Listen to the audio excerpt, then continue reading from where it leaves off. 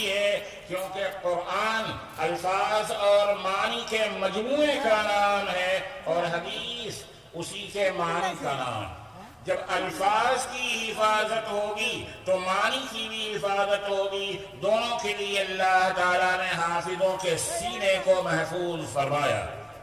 اس طریقے سے حفاظت قرآن ہوئی، حفاظت رسول ہوئی۔ میں کیا بتاؤں عوامی مجمع حضرت، آج یورپ کے لوگ مستشرقین، ایک خاص اصطلاح ہے، وہ یہود و نصارہ جو بڑے بڑے اپنے مدرسوں میں پڑھتے ہیں، اسلامی مدرسے نہیں کہیں گے، ان کی نیت خدا جانے، اپنے مدرسوں میں اور کالجوں میں بلکہ یونیورسٹیوں میں، آج یورپ کا شاید کوئی ایسی یونیورسٹی ہو کہ جس میں یہ کتابیں اور عربی لینگویج اور پھر قرآن و حدیث کی تعلیم نہ ہوتی ہو، فاسد غرض سے کہیں حدیث پر انگلی رکھنے کا موقع مل جائے۔ ان کا ایک اہم اعتراض یہ ہے کہ صاحب حدیث تو اور یہ بخاری مسلم ترمذی تو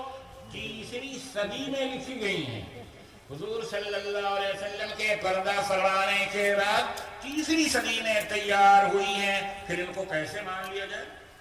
ہو سکتا ہے راویوں نے کمی بیشی کر دی ہو، کمی زیادتی کر دی ہو، گڑبڑی کر دی ہو، یہ یقینی چیزیں نہیں ہیں،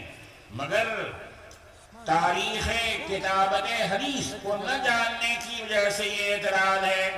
حضور اکرم صلی اللہ علیہ وسلم نے اگرچہ عمومی طور پر حدیث کے لکھنے سے منع فرما دیا تھا، حدیث آپ نے پڑھی ہوگی، لا تکتبوا عنی غیر القرآن فمن کتب عنی شیئا غیر القرآن فلیمحوہ، اس کو مٹائے،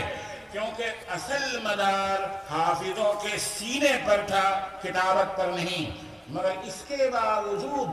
میں نے تحقیق کی ہے، صحابہ کرام کے زمانے میں 10 کتابیں تیار ہو گئی تھی،